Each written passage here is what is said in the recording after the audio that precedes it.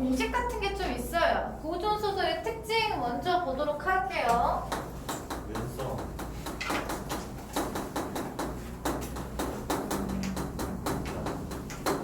먼저 시점상의 특징을 먼저 보죠. 보통 시점 몇 인칭 무슨 시 보통이야.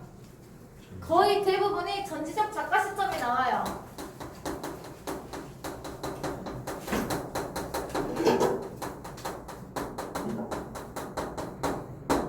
플러스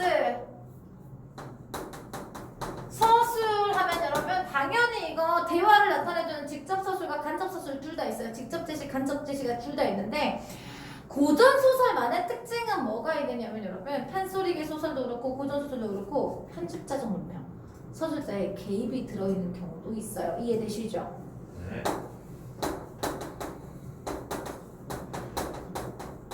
그리고 직접 제시랑 간접 제시 둘 다 있어요. 이거는 뭐 그 현대 소설도 마찬가지니까. 자, 그다음에 구성.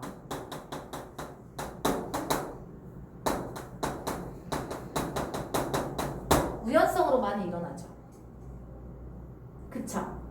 고전 소설은 우연성으로 많이 일어나잖아. 비현실성이 있는 소설도 있고 없는 소설도 있는데 비현실성이 우연성이 많이 들어가 있으면서 비현실성이 많이 나타나는 경향이 있어요. 다 있다는 뜻이 아니고요, 여러분. 거의 대부분의 작품들이 우연성에 비현실성까지 다른 말로 성도 함께 가지고 있죠. 그 다음에 결말 어떻게 되죠, 보통? 행복한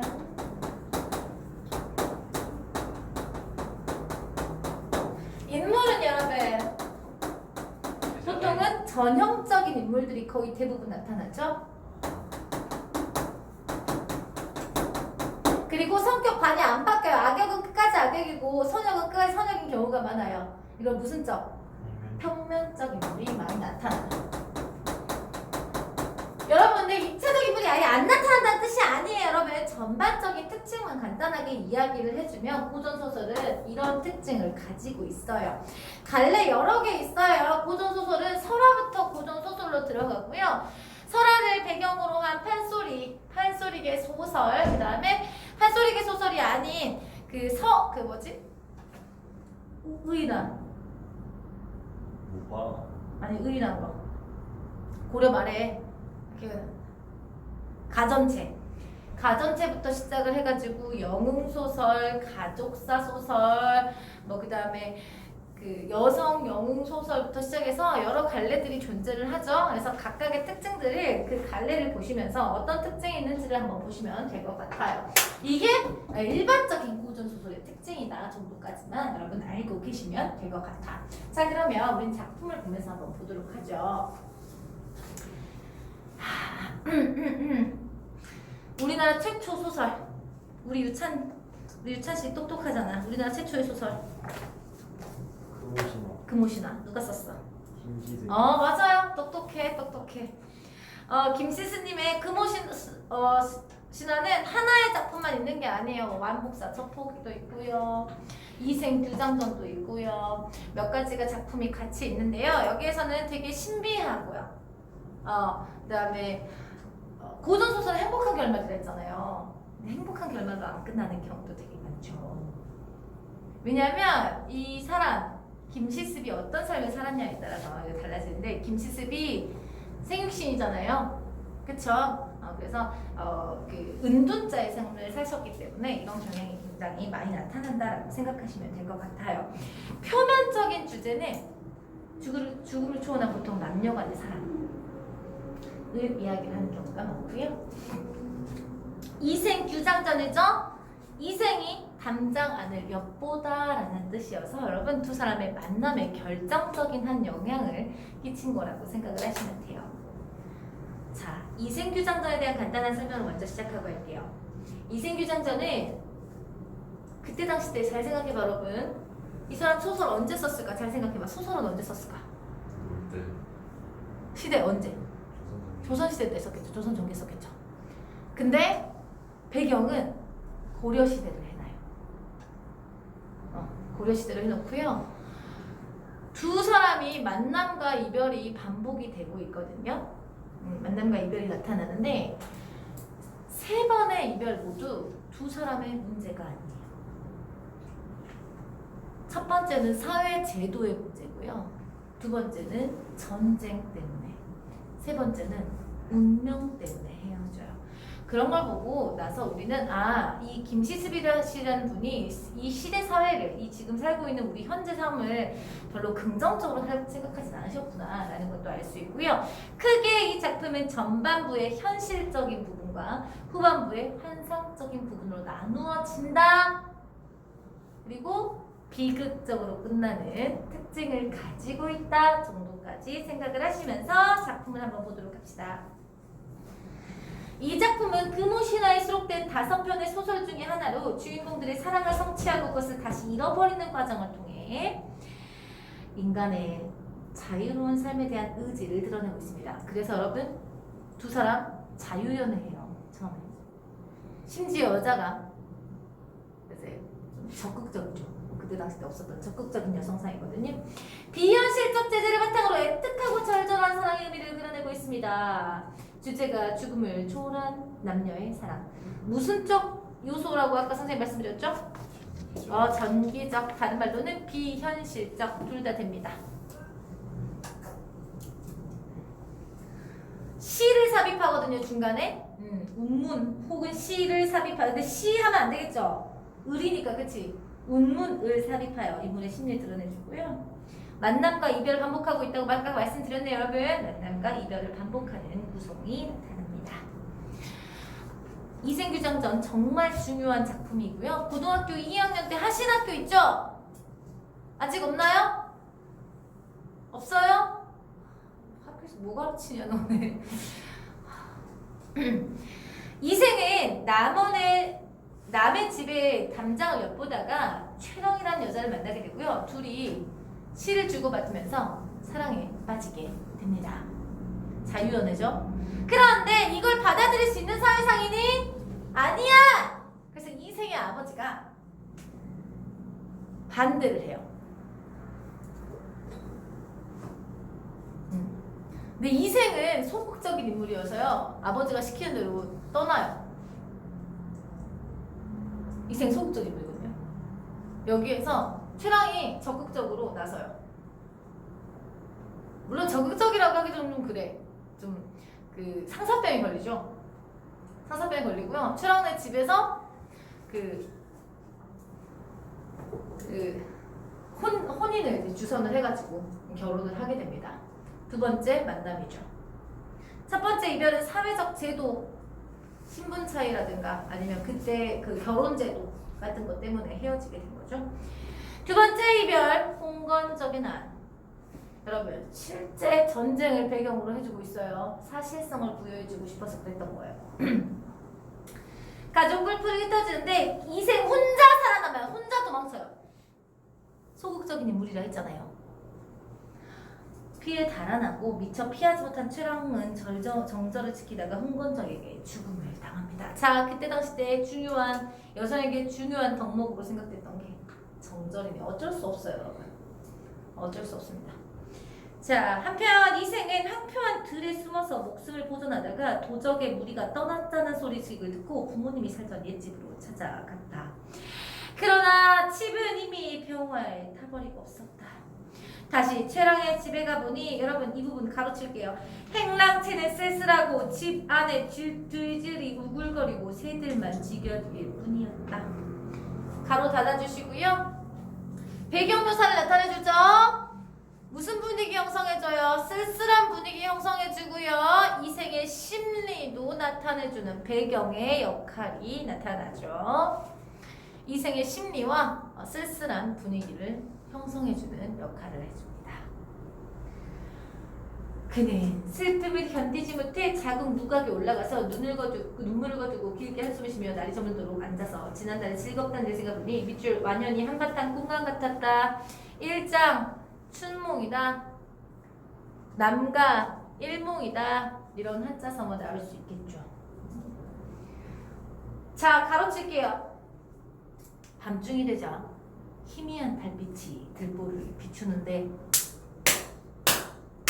선생님이 전반부의 사실적인 부분과 후반부의 환상적인 부분으로 나타난다 했잖아요, 여러분. 지금 어떤 느낌이에요? 환하게 달빛이 확 비춰주는 느낌. 맞아요. 환상적이잖아요. 동화적인 좀 애매하고요. 환상적이잖아요.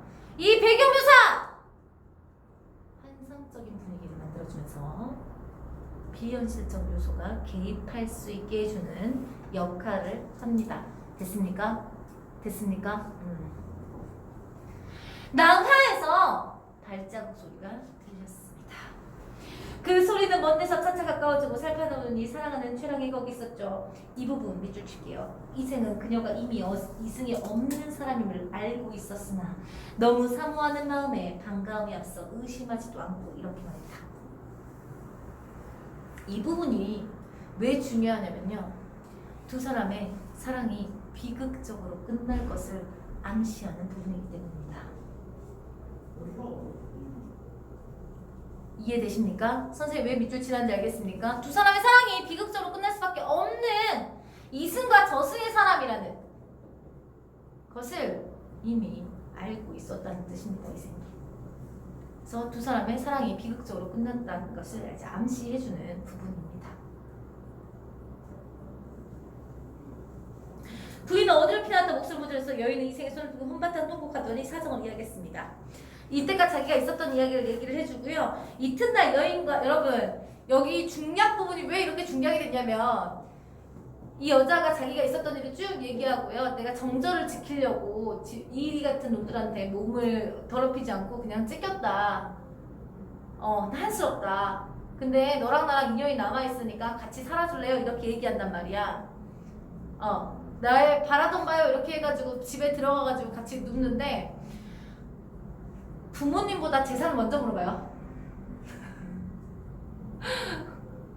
재산 먼저 물어보고 부모님 어떻게 되냐 나중에 물어보거든요. 나쁜 놈이죠.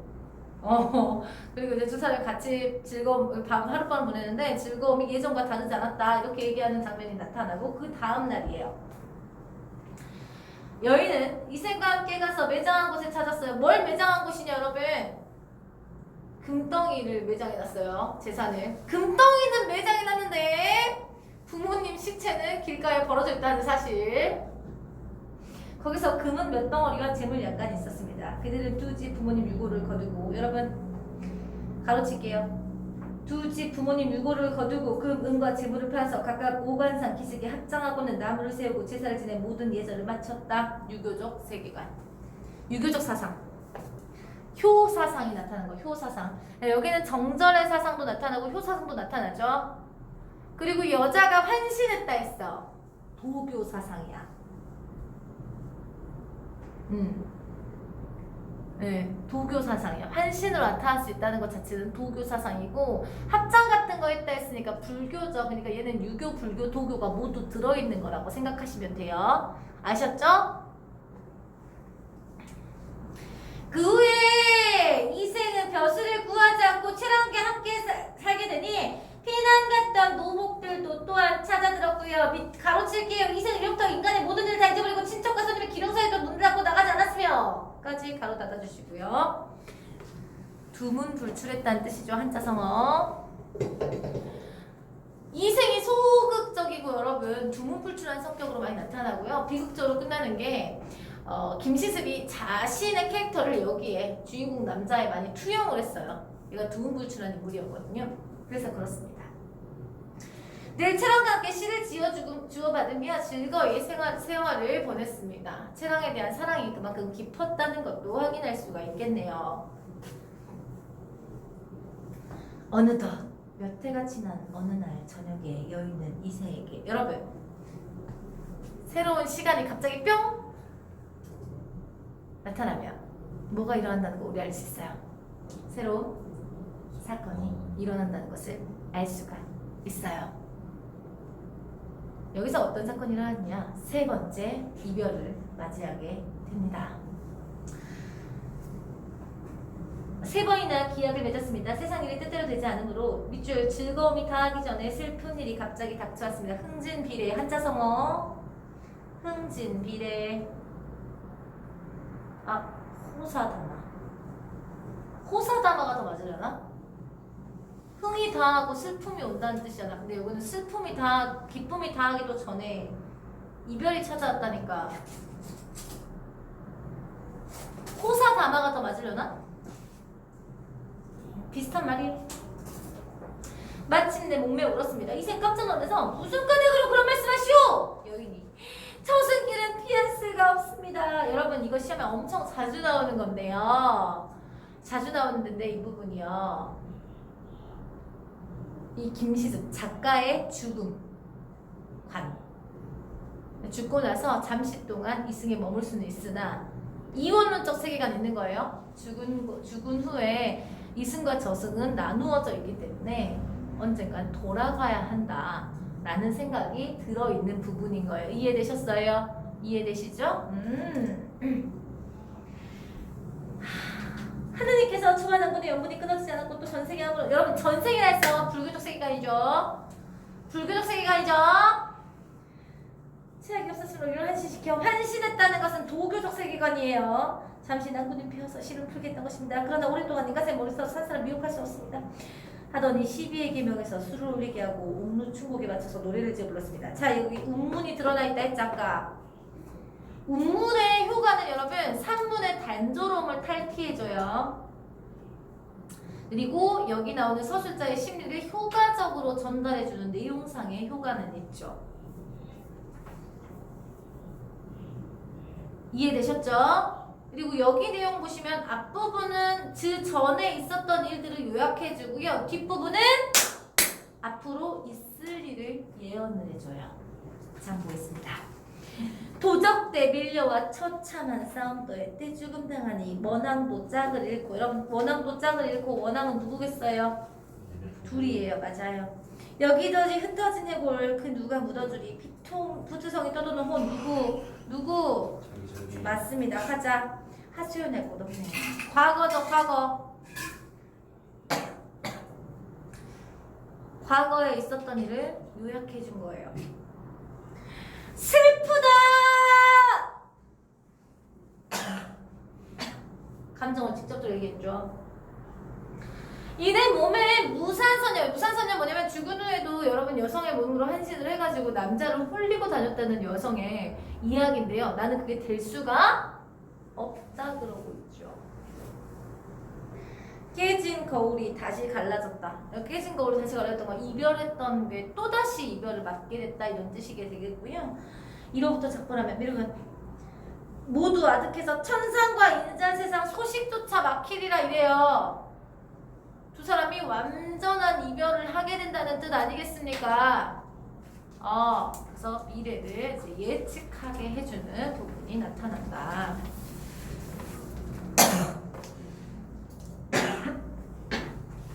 무슨 감기 아니고 살에 들린 겁니다. 침으로 사례가 들렸네.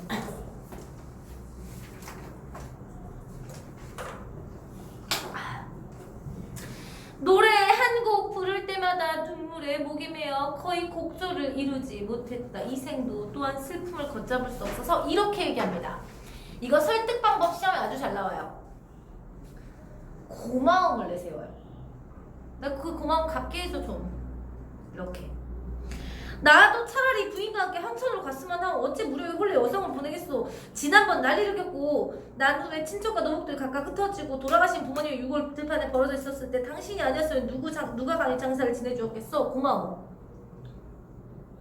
옛사람 말씀에 부모가 살아계실 때 예로서 섬기고 돌아가신 후에도 예주로서 장사를 지내야 한다 했는데 이런 일 모두 당신이 실천했소. 그것은 부인의 천상이 순요구하고 인정이 두터운 때문이 감격해 맞지 않았으면 스스로 부끄러움을 이기지 못했소. 당신이 이승에서 함께 오래 살다가 100년 후에 세상을 떠나는 게 어떻겠소. 이거 고마우니까 이렇게라도 내가 할 수 있게 해줘 이렇게 얘기한 거죠.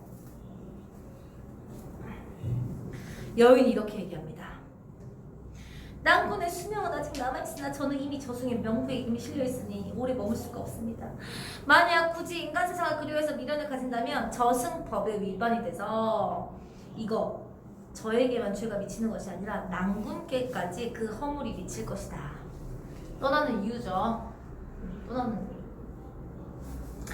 다만 저희 유골이 아직 그곳에 흩어져 있으니 만약 은혜를 베풀어 주신다면 유골을 거두어 비바람 맞지 않게 해주십시오. 사람은 바라보며 눈물을 흘렸고 잠시 후 여인이 낭군님 부디 안녕히 계십시오 말을 마치자마자 점점 사라져 마침내 종적을 감추었습니다. 비현실적이죠. 이생은 최랑의 말된 대로 그녀 유고를 거두고 부모님 무덤 곁에 장사를 지내주었습니다. 그 후 이생은 최랑을 지극히 생각한 나머지 병이 나서 조서대 만에 세상을 떠났고요. 이 부분 이 사실을 들은 사람 모두 슬퍼하고 탄식하고 이 부분 중요합니다. 가로치세요. 그의 절기를 사모하지 않은 이가 없었다. 어떤 형식? 설화 형식을 차용해놨죠? 뒷사람들이 이렇게 얘기했더라. 이 설화 형식 을 차용을 하면서 여운을 주고요. 사람들에게 이 가치관에 대한 교훈을 주기 위해서예요.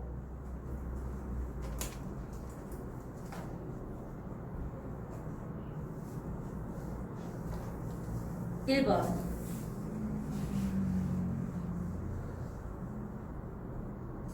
네, 1번에 중요한 정답 4번이죠. 바보 같은. 2번 보도록 하겠습니다. 유찬씨 2번의 정답 몇 번이죠? 2번에서 틀렸어요. 아, 선생님 꼭 틀린 것만 물어보네요. 왜 그럴까요? 재능이세요? 재능이야. 유찬아 보기 한번 읽어줘봐. 남원에 사는 요총각 양생은 남북사에서 부처님과 접촉놀이를 하여 그래서 만복사 저폭이에요. 역근무신에 같이 있는 작품이거든요.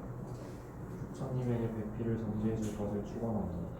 불자 밑에 숨어서 배필이 될 여인이 나타나기를 기다리는 양생은 문득 나타난 아름다운 여인과 마음이 통하여 남녀의 인연을 맺게 된다. 그러나 이 여인은 인간이 아니라 외부와 침범해 난리 통해 죽은 예. 천지며 이 여자도요. 귀신이에요. 외국 일본 놈들이 쳐들어와서요. 그러니까 2번은 적절하겠죠. 자, 너무 적절한 거 틀려왔죠? 그쵸? 계속. 이튿날 여인은 양생에게 자기가 사는 동네로 가기를 권했고 양생은 거기서 융성한 대접을 받았다. 이렇게만 얘기하면 안 되고요. 하룻밤을 보내요. 처음 봤는데 하룻밤을 보내. 세상에 대단한데 지금보다 훨씬 더 오픈마인드죠 사람들이. 자, 아무튼 이 여자가 이 식기를 가져가라고 해요. 이 그릇 좀 가져가요. 근데 그 여자가 죽은 귀신이라는 게 그때까지는 안 나오고요. 그 여자 집에 갔는데 식기들이 다 하얘. 제기같이. 제사 지낼 때 쓰는 거죠. 이상하다 라고는 생각했어. 근데 그 여자가 우리 부모부대 이런 사정이 있으니까 내일 부모님이 어디 올 거야.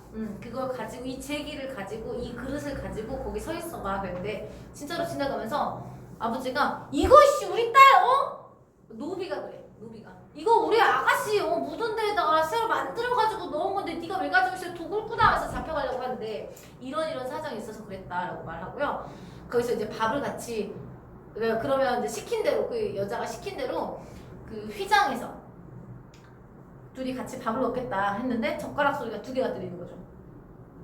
그 여자를 아무도 못 봐요. 그 여자 옆에 있는데 주인공은 봐. 그 여자 말소리도 들리고 그래. 그래서 믿게 돼요. 그런 내용이야. 계속. 사흘 뒤 여인이 양생에게 신표로 금주발 1개를 주었는데 그것은 그 여인의 무덤에 매장한 부정품이었다. 다음날 양생은 그 여인을 만나 고랜사에서 하룻밤을 보내고 새를 울리고 여인은 혼자서 저승으로 떠나게 했다. 여인이 떠난 후에도 양생은 끝내 장가도 들이지 않고 지리산에 들어가 약초를 캐면서 평생을 보낸다. 예. 그럼 몇 번이 틀렸겠냐를 다시 한번 봐봐요.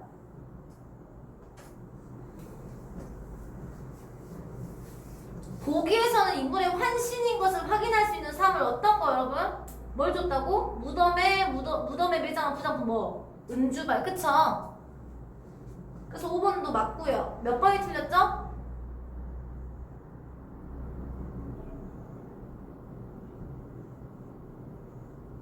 안 나와 유찬아? 4번이 틀렸죠? 우리 그래서 제외할 수 있을 것이다라는 거는 아무데도 나타나 있지 않습니다. 둘 다에 나타나 있지 않죠? 이해되십니까? A를 삽입해서 아까 선생님 효가 얘기했네요. 정답 나오죠 이거? 정답 나오죠? 갈등이 해소되지 않습니다. 5번이 되겠습니다. B의 말하기 방식 아까 뭐라 했지? 감사해서 감사해. 정답은 2번. 됐습니까? 너무 쉽죠? 마지막이야. 수경낭자전까지만 할 거야.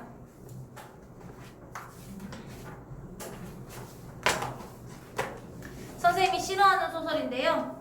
애정소설이라고 해요. 애정소설.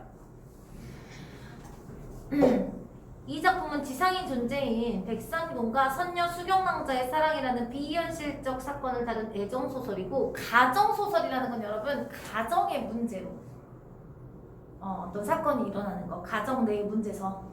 가족사 소설 아니야 이거. 그냥 가정소설이야. 수경낭자의 성분의 만남과 이별, 재생과 재회의 운명적 사랑이 중심의 사건을 이루고 있고요. 선인의 억울한 죽음, 권선징악과 행복한 결말이나 애정소설의 전형적 구조를 갖고 있습니다. 천상의 존재가 지상으로 왔기 때문에 적각 모티프고요. 권선징악의 주제의식이 나타난다고 했죠. 정답이 이미 위에 나와 있네요. 그쵸? 이거 하늘의 존재가 내려오는 거 적각 모티프라고 하죠, 여러분. 뭐 한두 번 합니까?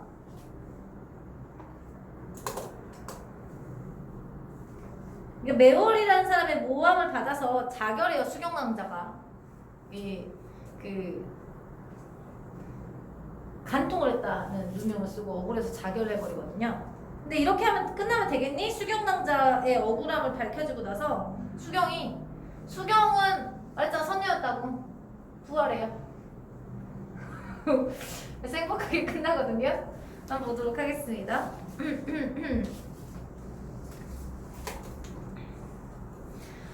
천산의 선관이 죄를 지어 백상군의 아들 백성군으로 환생을 하게 됩니다. 백성군은 하늘에서 내려온 선녀 수경낭자와 결혼해서 행복하게 지내지만 아버지의 명으로 과거를 보러 가게 되면서 두 사람 잠시 헤어지게 되는데요. 백성군이 과거로 집을 비운 사이에 수경낭자의 시비 매월이 모함을 해요. 간통을 했다고. 이거 혹시 여러분 모의고사에 나왔는데, 선군이 가다가 4km 가다가 12km 가다 돌아오고 선생님이 12km가 저기 어디냐, 사당까지밖에 안 된다고 말했잖아요. 그 부분 다음이에요. 장원 급제한 백성군은 이를 모른 채 집으로 향하죠. 백성군이 잠깐 주막에서 조는데 문득 수경낭자 꿈을 통해서 나타납니다. 몸에 피를 흘리며 방문을 열고 들어와 성군 곁에 앉아 슬피 울며, 낭군이 입신양명에서 영화롭게 돌아오시니 급격히 측량 없사오나 첩은 시운이 불행하여 운명론적 세계관이죠. 세상을 버리고 황천객이 되었습니다. 전에 낭군의 편지 사연을 듣사온즉 낭군이 첩에게 향한 마음이 감격하오나 첩은 천생연분이 천박하여 벌써 유명을 달리하였으니 구천의 혼백이라도 한스럽습니다. 첩이 원혼이 된 사연을 아무쪼록 깨끗이 풀어주시기를 낭군께 부탁하오니 낭군은 소홀히 여기지 마시고 억울한 누명을 벗겨주시면 죽은 혼백이라도 깨끗한 귀신이 될까 하옵니다. 하고 관대가 없었다. 성군이 놀라 깨어보니 온몸에 식은땀이 나고 심신이 떨려서 진정할 수가 없었죠. 아무리 생각해도 그 걱정을 헤아리지 못해서 입마를 재촉해서 여러 날 만에 풍산촌에 이르러 숙소를 정했으나 식음을 전폐하고 앉아 밤이 새기를 기다렸죠. 자리가 여기서 꿈의 역할, 비현실적 요소로서 성군에게 수경이 억울한 일을 당해서 죽었다는 사실을 알게 해주는 역할을 합니다.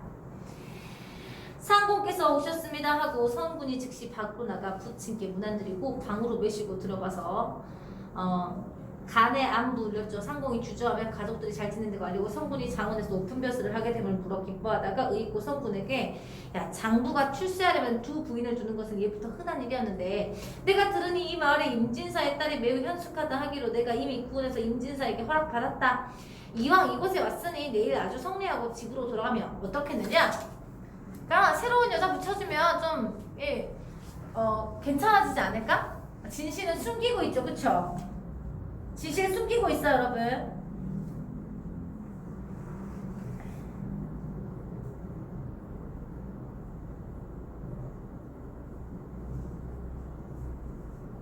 여러분 이거 3번은 당연히 4번이 되겠습니다. 그쵸? 당연히 요즘 사회는 그래, 이렇게 얘기를 하고 있죠.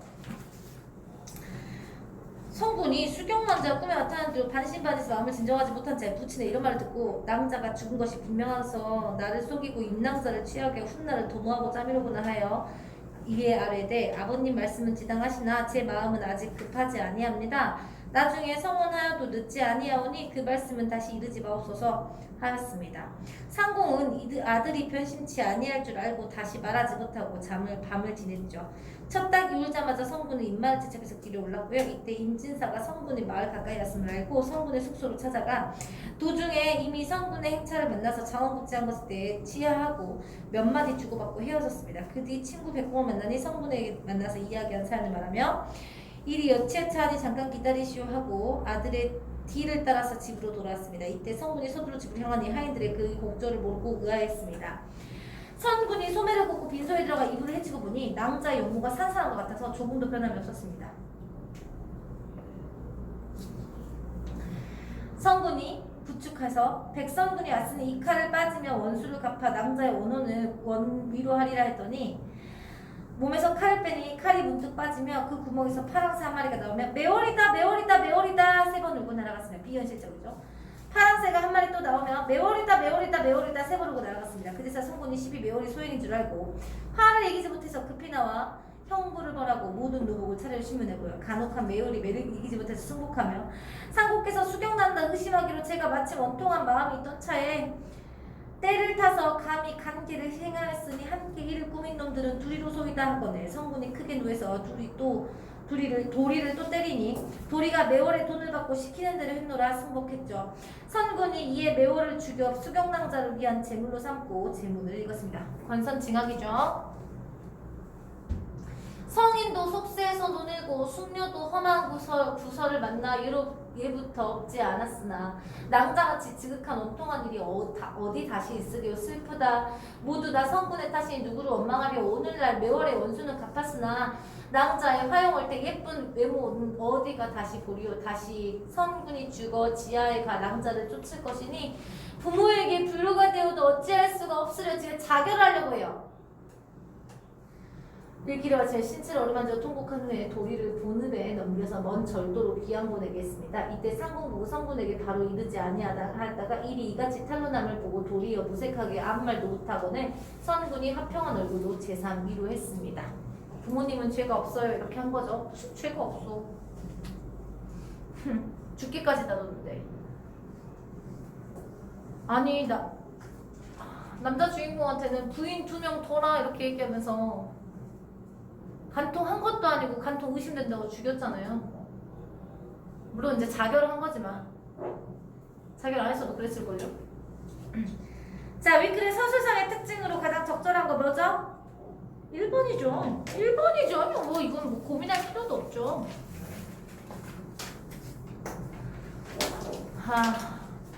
넌 왜 그러고 있냐? 도대체 왜 그러고 있는 거야? 뭐라고? 배부른 소리 한다 진짜. 정호야 2번 몇 번이니? 5번. 왜? 자신의 잘못 인식 안 해놓고요. 네?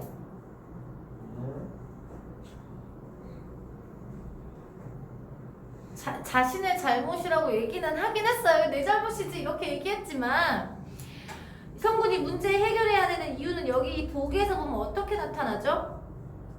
우선은 사명을 안겨주죠. 누가? 수경이. 나 억울하고 풀어줘. 그 다음에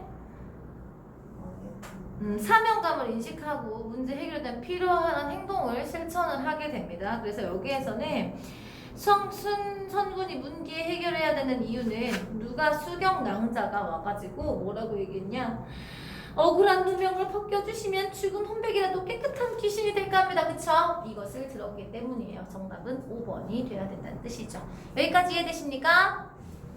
좋습니다. 마지막 4번 파랑새. 너무 쉽죠? 범인을 알려주죠? 정답은 3번. 아니 또 시간이 이렇게 나와버렸네. 여러분 고전소설 3까지. 아, 너네들은 이렇게까지 싫어해서. 다음 시간에 고전소설 6까지 할 거고요.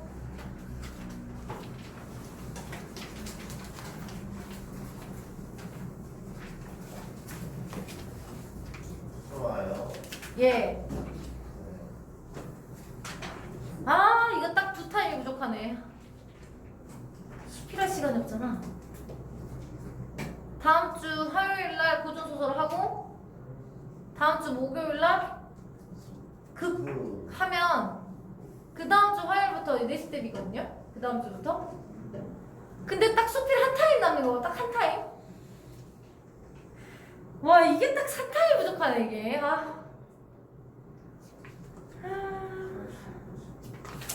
두 타임이면 고전소설 3, 4, 5, 6은 할 수 있을까요? 3, 4, 5, 6 4개 딱 할 수 있겠죠. 4개 딱 할 거고요. 6까지 문제를 풀어오시면 돼요.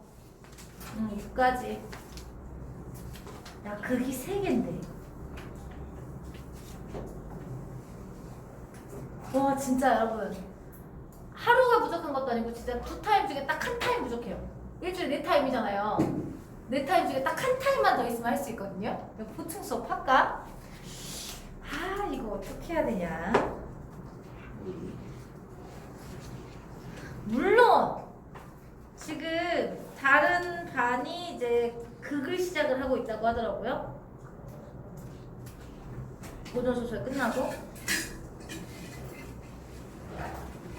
물론 비문학 하나도 안 하고 문법 하나도 안 했지만 그쪽은 우리가 한 이만큼 더 했어요.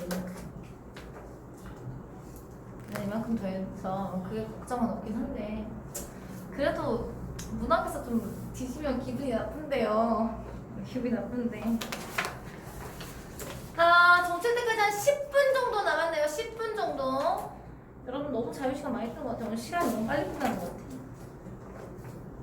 고전소설 6까지 해오시고요. 틀린 문제 많지 않았죠? 여러분 오답 안 써도 되겠죠? 오답 개수? 다들 뭐 한두 개 틀린 것 같은데 굳이 오답 개수 안 쓰도록 하겠습니다. 빌려줘서 고맙고요.